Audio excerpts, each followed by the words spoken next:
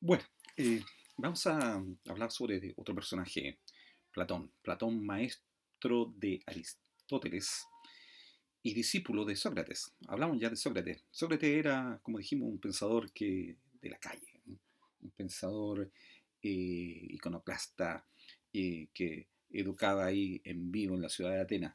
Platón, hijo de una familia más pudiente, digamos, optó por seguir a Sócrates y contar su historia, porque Sócrates no escribió nunca un libro. En cambio, Platón, ahí está el listado de libros que se le conoce y que ocupan un amplio sector de cualquier biblioteca. Platón es quizás uno de los principales pensadores griegos y sistematizadores del pensamiento, es decir, justamente por el haber escrito mucho, digamos, se le conoce muy bien. En ese sentido, hay que decir que Platón hay que entenderlo como un personaje que es capaz de romper las tendencias filosóficas de su tiempo, tendencias filosóficas que habían sido las heredadas por Heráclito, las instaladas por Heráclito, esto de que todo cambia, digamos, de que el ser pasa a no ser y el no ser pasa a ser, digamos, ¿cierto? Y que tuvo sus interpretaciones en seguidores de Heráclito que lo llevaron hacia a un relativismo y a un subjetivismo respecto al conocimiento, digamos. Subjetivismo porque el conocimiento pasaba a depender de cada cual, y también habían elementos de escepticismo, en el sentido de que no era posible conocer algo. ¿Ya? Entonces, frente a esas tendencias, Platón tiene que oponer algo, ¿ya? Y opone dos ideas fundamentales, ¿ya?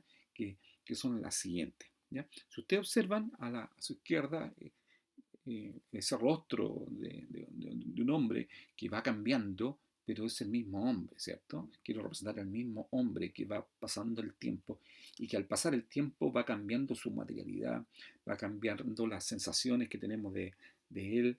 Y él, Platón, lo que hace es rescatar. Hay algo que me hace reconocerlo. Todo cambia, pero no todo, ¿ya? Existe algo que permanece, ¿ya? Eh, la otra idea es que uno puede tener dentro de la multiplicidad, puede reconocer lo que deberíamos llamar ahora un patrón, ¿cierto?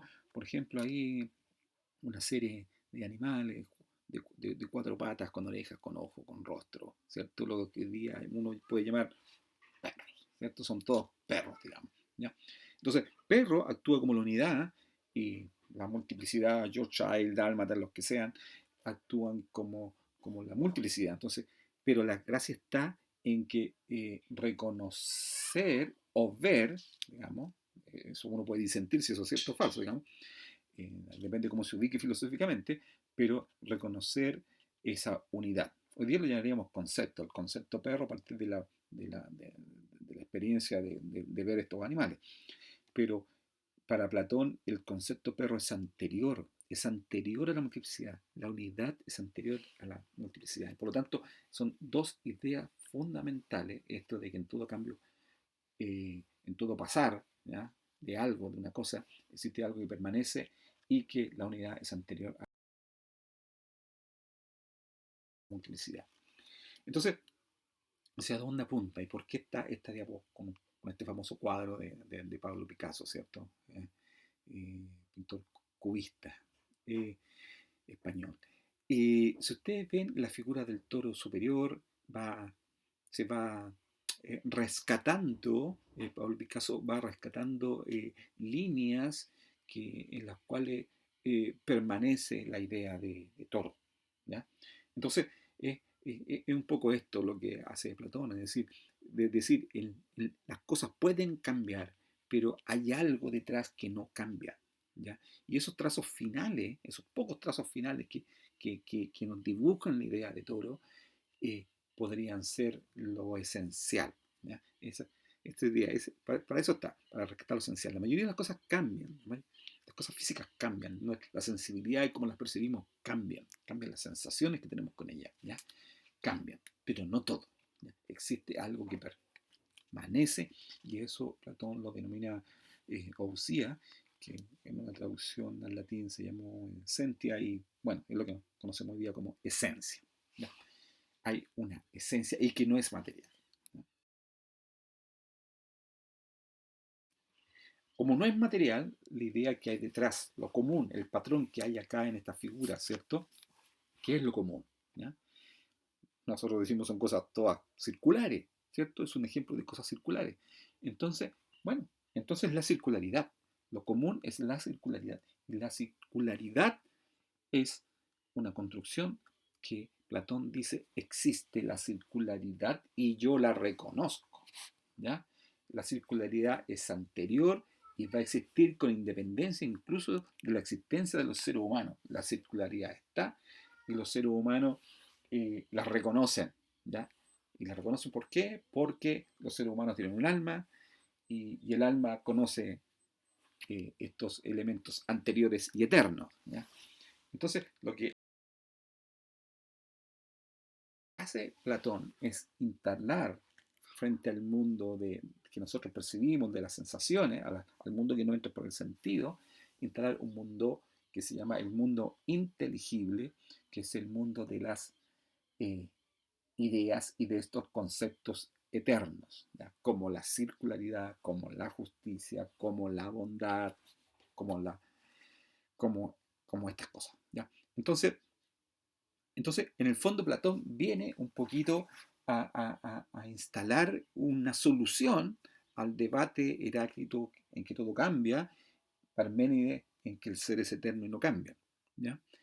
Claro, el mundo sensible es el mundo de Heráclito, el mundo en que vemos que los árboles cambian sus hojas, en que vemos las personas envejecer, en que vemos las rocas desgastarse por la acción del agua.